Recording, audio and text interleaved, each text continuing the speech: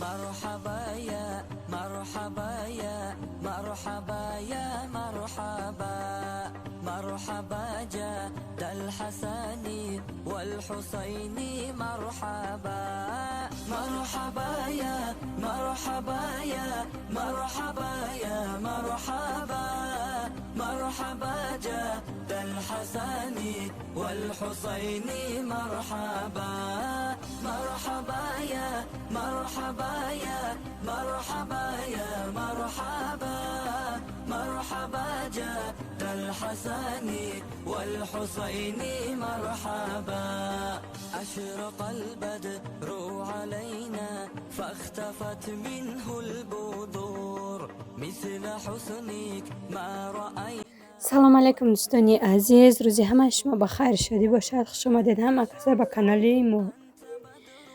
در اینجا باشه یک نماد تورژن پیروگ تیار میکنم. چخیلی که در ویدیو پیشینه شما در وعده داده بودم دوستانی عزیز. در اینجا 4 تا زردی تخم، 80 گرم شکر، کم ترک نمک یک جویا میکنیم. دوستانی عزیز چخیلی که دیدستین ویدیوی ما خیره اومدگی اشتاتیو ما لامپا نداره، در بگهی بگیم تیار کردستم. نمیخواه خیره اومدگی خیلی دوستانی عزیز یک جویا کردم. بعد 180 گرم مسکه خیلی چقدر ملایم باشه. ما سخترک مسکه بود در طور پیتا ماندم، کم ترک بسیارتر آب شد، هیچ گم نداره. خشید شکر با همراهی زردی تخم نکن مسکه را میندازیم.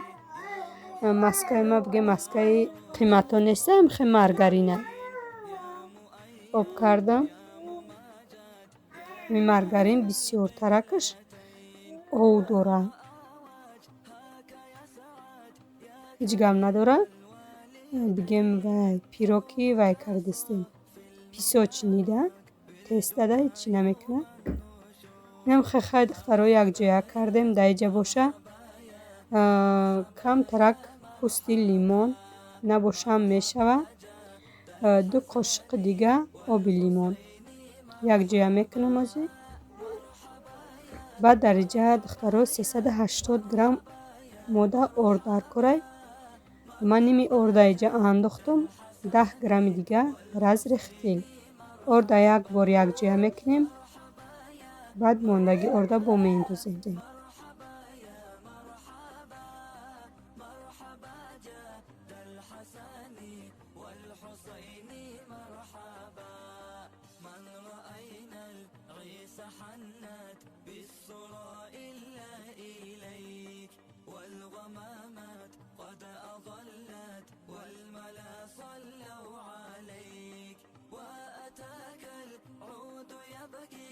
وتذلل في يديك واستجارت يا حبيبي عندك ظبي النافور.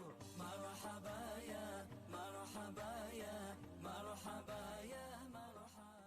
چخیلی که دیدین دخترها خمیر ما انم خیلی تیار شد. برای همی وقتی همی خمیر کردن یا در تورت باشه یا پیروگ دا باشه ارده یک باره نمیندازیم، یا سخت میشه یا که سستی بد میشه. برای همی ما همش ننداختم، با کم ترکش زیاد کرد 2-3 قاشق دیگهش. تست ما دم نمیتیم. انمی خیلی لیستی خوف کرده ما بومگ موندم. کم کمک هر جشته وای میکنیم خمیر کنده میمونیم. بعد تنک میکنیم. خیلی تنک کردنش آسانه.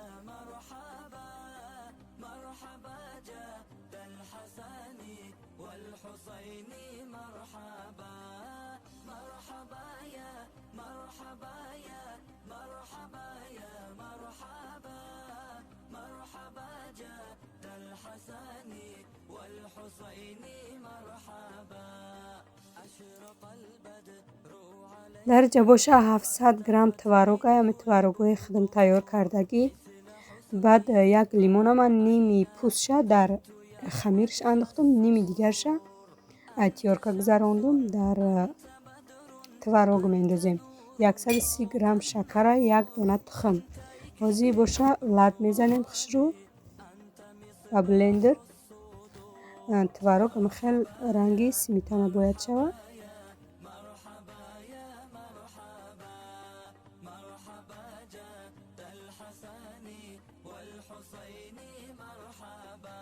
бинен духтаро чӣ хушрӯши лат задам ба блендер. ғафс хушрӯшид ҳози боша дар болои тестамон хушрӯ карда ҳама ҷошта мемолем. дар ҷама сару сема будам дӯстони азиз. ҳама хел творога кардам бо рӯи творог сафеди тухма лат задам ранги безе карда гул андохтам ҳози бо даиҷа нишон метиҳам. баъди анми творога кардан бояд мо дар духовка монем дар 180 градус 30 минут бояд беста.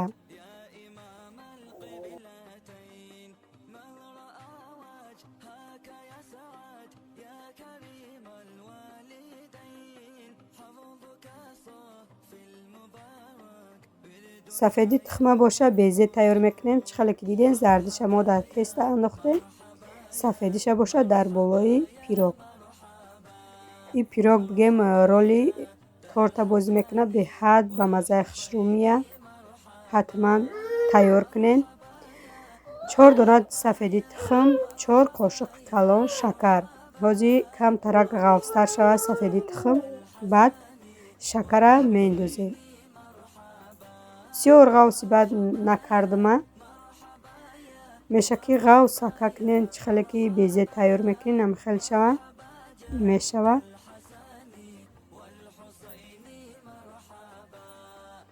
инам хеле дӯстони азиз бовар надоштум ки ай твороги худам тайёр кардаги ами хел пирогҳо ам хел пухтупазо мея. беҳад ба маззаи бадай ростӣ успен намекунам ки пухтупаз кунам. то корои ами хонара мекунам я овқот мекунам ки рӯзам бегаҳ меша бо бегаҳ мешава. сиёнка кунам мегӯям бо сиёнкаам хел кама хира мея. барои ами дар бегаҳ намефурама ки ами хел пухтупаз кунам. хай даиҷа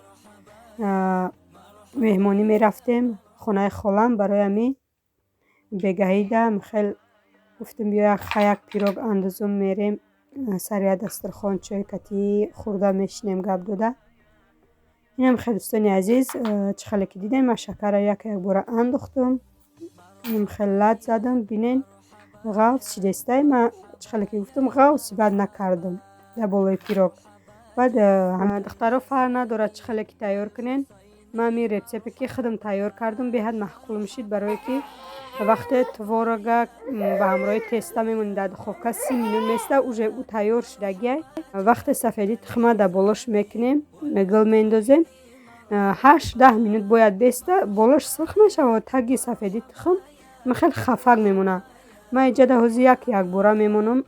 чӣ хеле ки гуфтам творога ма дар духовка мондагӣ нестам. иҷа ҳозир ман сафеди тухма дар мишок мегирам гул меандозам. ҳамаш як бора хушрӯ мепаза. бод камтарак кор доштам. ами хел гул андохтам мондам дар духовка.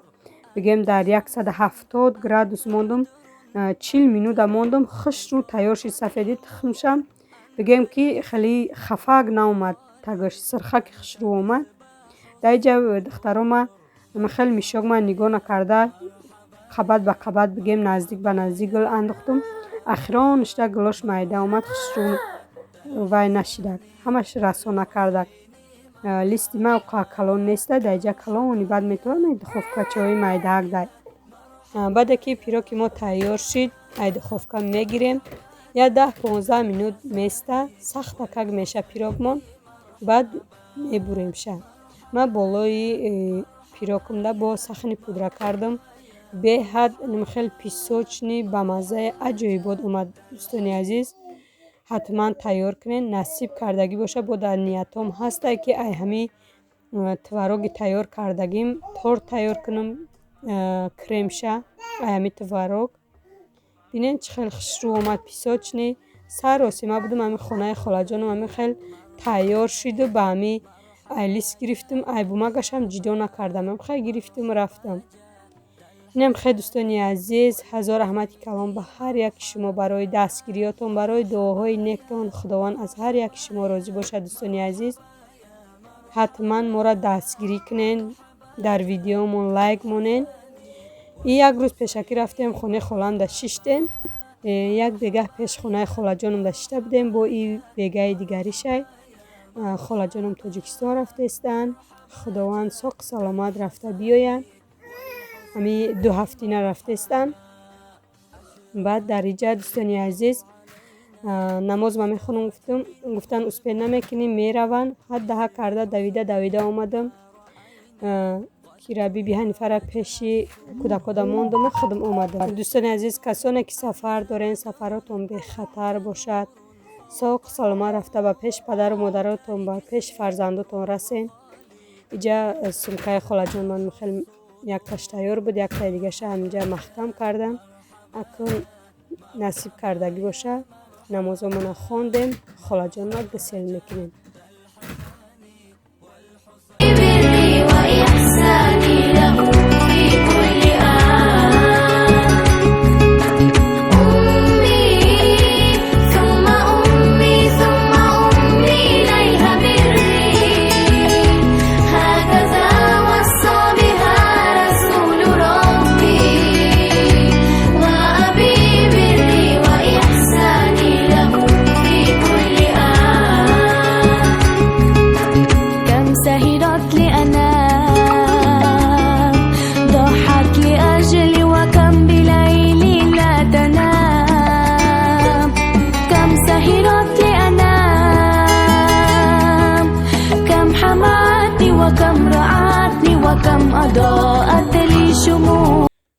دوستانی عزیز این اونا رای تاجیکستان رای کردن راستی ببین چقدر پوپانک زدگی در درونی پاکت موندگی.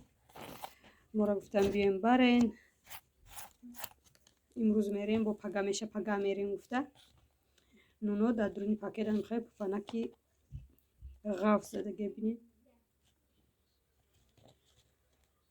بازی کم ترک شورباچه کردم خیلی طبق در ریزه کردم از باشه که شوربا را میبرداریم و میخوریم. کم ترک ریزه کردم. نمیخواه شوربا منم برداشتیم شوربای به گوشت و پوست. یک دانه تخم انداختم. تخمایی میده اکای رنگی تخمایی بودی نباره. دو پچکه گرفته بوده میده چه های. یا بیت شکرها بوده دوستانی عزیز. شکرهای زنک میگن. چخیلی که دیدستین پیازنم خیلی میده ریزه کردم. آوی گرم بعد نمک بازی باشه نون من تا یورک شیرگی گرم کک بازی نون نشونتیم و ریزه میکنیم.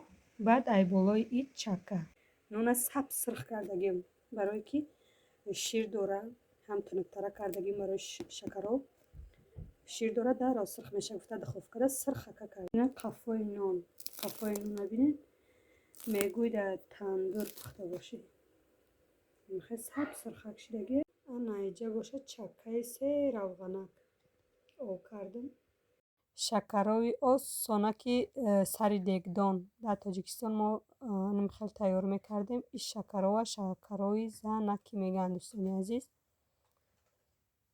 نمیخواه آب و پیاز با خیلی زیلین سویج باشه با دیگره در اینجا با خیلی نون پختستم نونای شیرداری خشرو اما شیره که توارک تیار کرده بودم کم تر موندگی بود شیر خالی که شوریدم نصیب باشه یورا شوهرم فرما میبره 5 دانه نون پختم ببینید چقدر سرخ خشروه پشتاشم. خیلی دوستانی عزیز تا ویدیو آینده در پناه الله مهربان باشید.